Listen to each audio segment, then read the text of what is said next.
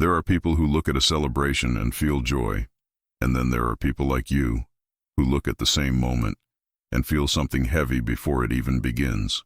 Because for you, it's never just one moment of celebration. It's one moment against 30 painful memories your mind never forgot. And maybe that's why you don't like being there. Not because you don't care, but because something inside you remembers too much. When something like Mother's Day starts getting close, people around you begin to talk about it with a kind of lightness that feels distant from your reality. They talk about lunch, about gathering, about family, about appreciation.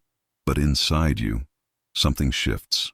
It's subtle at first, just a small discomfort when you hear about it. A quiet thought that says, I wish I didn't have to go. And you don't always understand why, because logically, it doesn't seem like a big deal. It's just a lunch, just a few hours, just people you already know. But your body doesn't react to logic. It reacts to memory. And the closer the day gets, the more your mind starts filling the silence with possibilities. You start imagining conversations that haven't happened yet. You remember tones of voice. You remember looks. You remember the feeling of being there, but not feeling okay. It's not always about something dramatic. Sometimes it's small things that stayed with you. A comment that made you feel uncomfortable. A moment where tension filled the room and no one acknowledged it. A situation where you felt trapped, unable to leave, just waiting for it to end. And those moments, they don't disappear, they accumulate. So when someone says, it's just a celebration, your mind quietly answers, no, it's not. Because when you think about going, your body reacts before you even decide anything. Your chest feels tighter. Your breathing becomes slightly shorter. Your mind becomes louder, not in a chaotic way that others can see, but in a controlled internal noise that doesn't stop. You start asking yourself questions you didn't plan to ask. What if something happens again? What if I feel that same discomfort? What if I can't leave when I need to? And the most silent one of all, what if I lose control of how I feel? And this is where it becomes exhausting, because you're not just thinking about the event, you're experiencing it before it even happens. What you're feeling is not random, and it's not an overreaction. It's something your mind learned over time. Every uncomfortable experience you had in similar situations, every moment where you felt emotionally unsafe, taught your brain something, not through words, but through feeling. Your brain started connecting patterns. It doesn't think, this specific situation is dangerous. It simplifies everything. It groups experiences. So instead of remembering details, it creates associations. Family gatherings feel tense. Celebrations can turn uncomfortable. Being around people means being alert. And once that association is strong enough, your brain stops waiting for something to happen. It prepares you in advance. That's why the feeling comes before the event.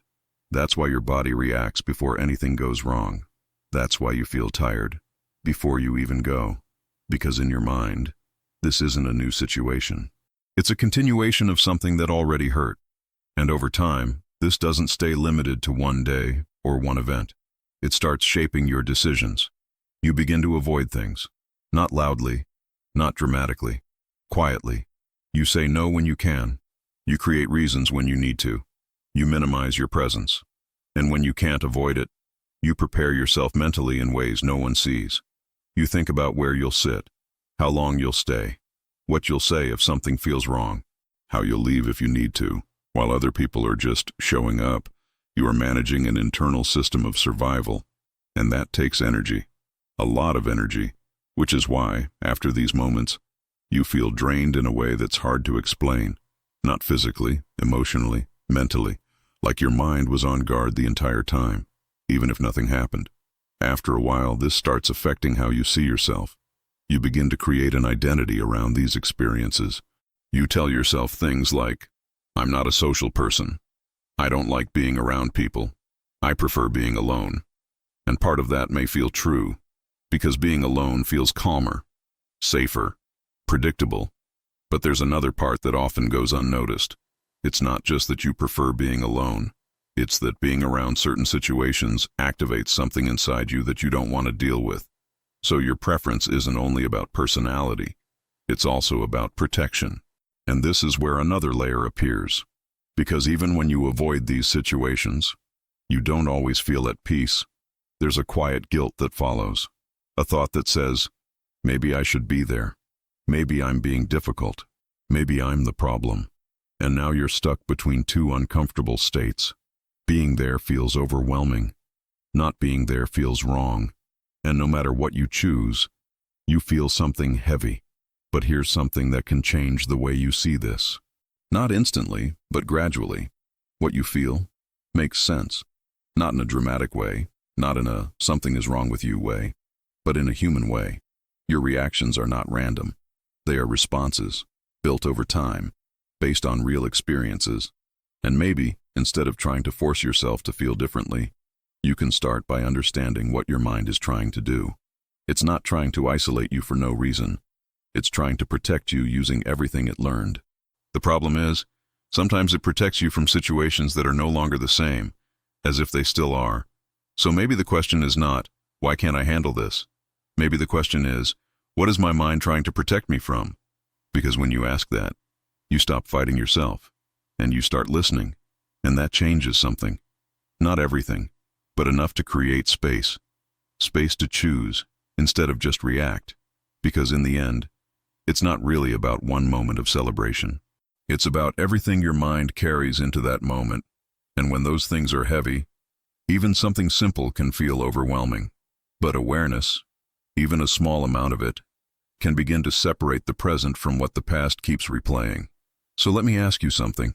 When you avoid these moments, is it really about the people, or about what your mind expects to happen? If this felt familiar to you, you're not alone here. And if you want to understand yourself a little deeper, there are more videos like this waiting for you. And if you feel comfortable, tell me in the comments, what is one situation you avoid that others think is normal, but doesn't feel that way to you? Sometimes just putting it into words is where the silence begins to break.